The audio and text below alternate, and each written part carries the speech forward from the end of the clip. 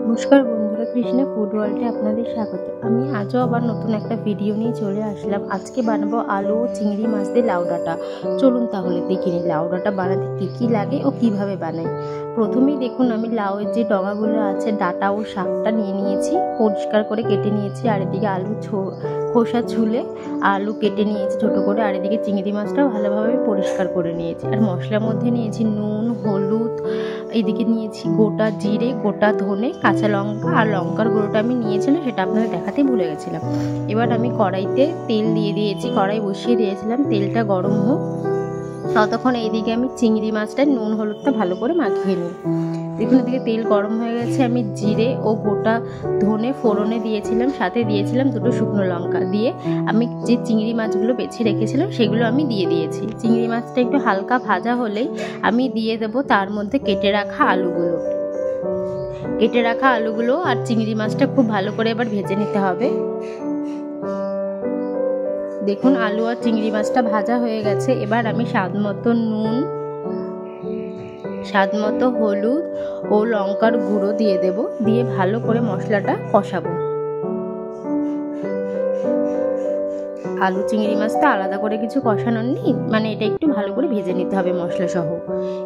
মশলাটা দেখুন ভাজা হয়ে এসছে। এবার আমি দিয়ে দেবো যে লাউয়ের ডগার পাতাগুলো কেটে রেখেছি ডাঁটা সমেত, সবটাই দিয়ে দেবো। দিয়ে এবার ভালো করে এটা মিক্সড করে নিতে হবে আলু ও চিংড়ি মাছের সাথে।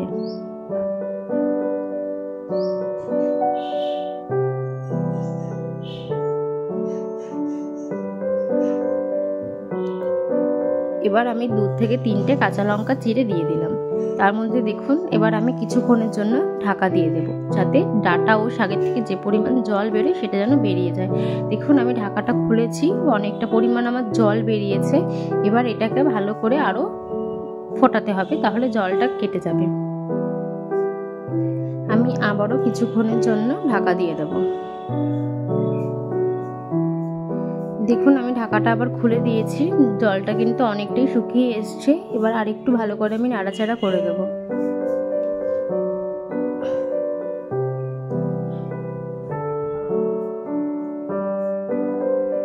এবার আমি দিয়ে দেব অল্প পরিমাণ জল, যাতে আলুর আটাগুলো সেদ্ধ হওয়া যেটুকুনি বাকি থাকে সেটা হয়ে যাবে। এবার আমি ওইদিকে সেদ্ধ হোক আলু ডাঁটাটা, আর এদিকে আমি একটা মশলা করে নেব।